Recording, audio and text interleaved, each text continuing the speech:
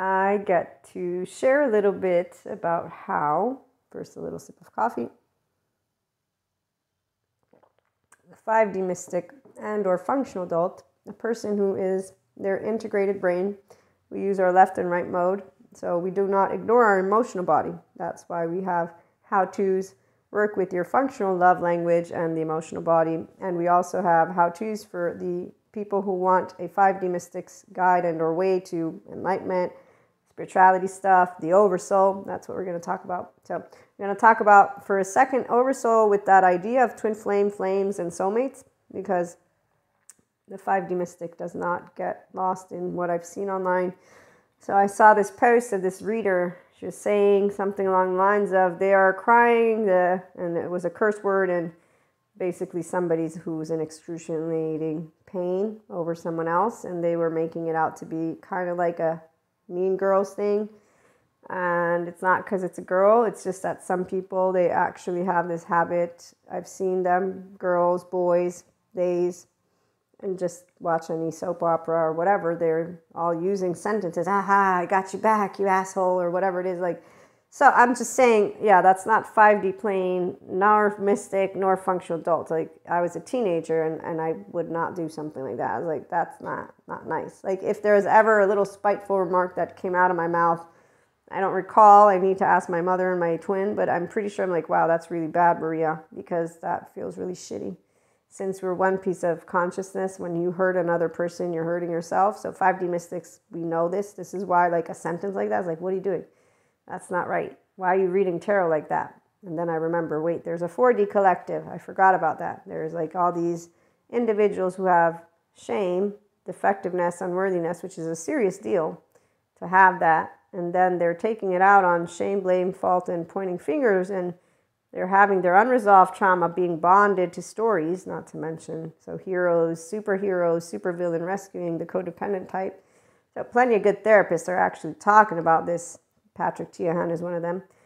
Bezel van der Kolk is another who talks very well about what shame is and how horrible it is. And I've heard stories of people who, once they finally found their self-worth and authenticity, they stopped actually trying to kill themselves through drugs, alcohol, sex, running, a lot of different things that they knew consciously. They're like, I just don't feel alive. But this void, it's not something funny to talk about, which is why 4D, when they talk about energy vampires, dark auras, and toxicity, they're adaptive children being mean to each other, because they're talking about a sphere one of energy.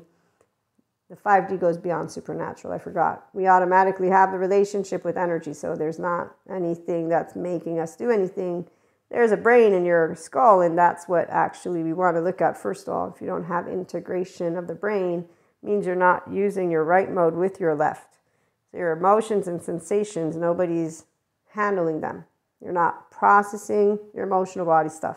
As it comes up, you're using just a chit-chatter with a story that you've seen on TV so far. And so again, let me go to my little notes. This is a beautiful person. They're a transformational coach, Brian Yang, and I saw some of their content on TikTok and Instagram. And so as he ends this video, he talks about how all humans on the face of this planet, yes, we all have an attachment system, an embodied brain, and so there it's very straightforward. You don't need to even bother going into this space of sphere of, which is where 4D gets locked into those stories versus remembering I have an emotional body.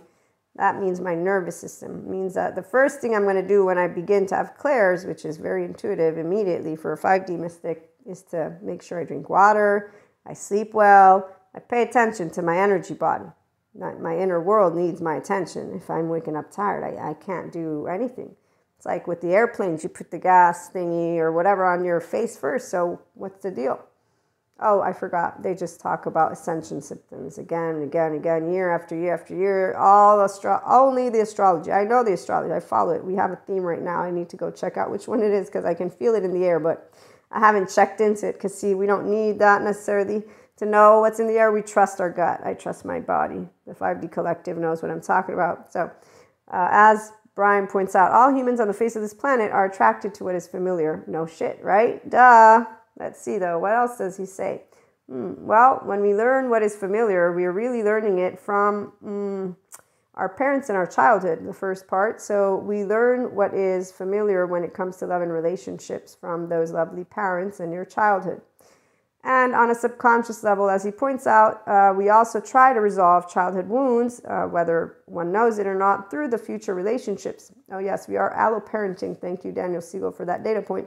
So I know a little bit more about the pruning process that takes place as teenagers. And as a teenager myself, I remember realizing teenagers are not reliable because of their emotional insecurity and immaturity. And now that I'm an adult, now I'm like, okay, it's not just insecurity, low self-esteem in the way that I was thinking it with just ego. No, it's an actual body that is not connected to the mind of the person, because the person who's holding on to that, all of the other soul age groups, not the Enlightenment soul age group, let me specify.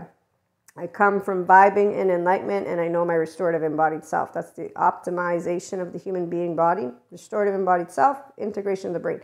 I use my left and right mode. Here's my 5D collective. Where are you at? We lead with heart. We don't disconnect from our heart body. We don't lose a compass. It's very straightforward. I got a heart, you got a heart. If I hurt your heart, I know what it's like.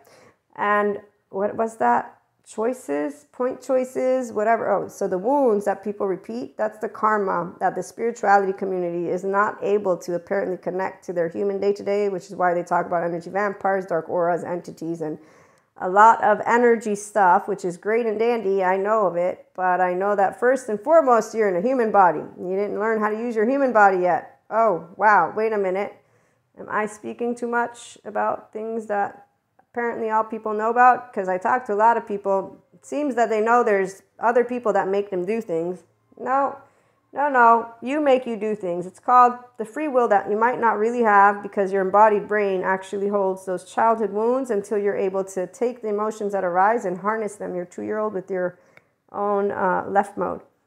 So until you're reactive, you're like the dust devil, but the, what is his name? The one in the cartoon of the rabbit, the Tasmanian devil. You're not doing anything. You're putting your own life in danger, and then you're blaming other people potentially, or the drugs or the alcohol, whatever it is, it depends, or the system. Okay, so those of us who take accountability for being humans, that's why we do mindful relationships, because we understand that we don't know your body. If you're acting asshole-ish, there's going to be a reason behind it. That twin flame, soulmates. So we're not going to come and try to figure it out, though. We're going to leave it alone. It's your stuff, not our stuff.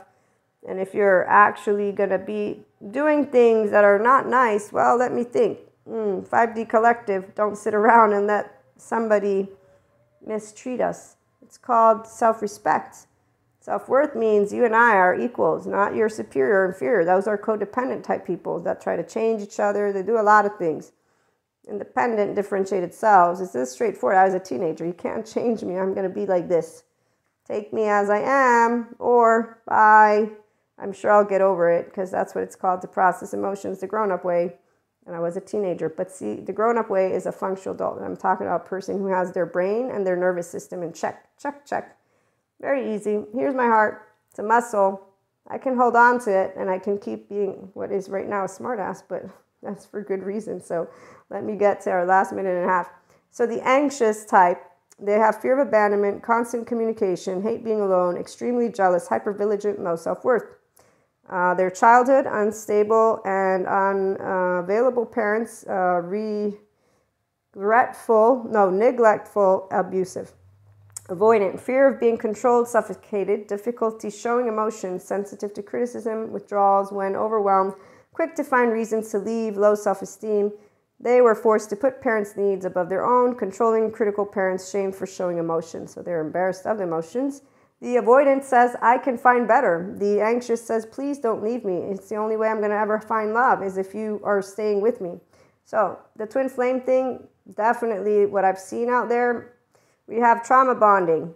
We have it explained right here. Thank you, Brian Young. So for 5D, we don't do trauma bonding. We do, I love you unconditionally, and we can tangle like grown-ups.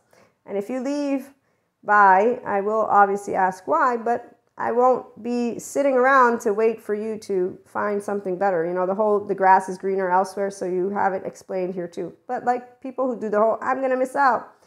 When you do know what you want in life, 5D collective, here we are. We don't deviate from our heart body, value body, physical, emotional, energetic, and mental body, because integration of the brain.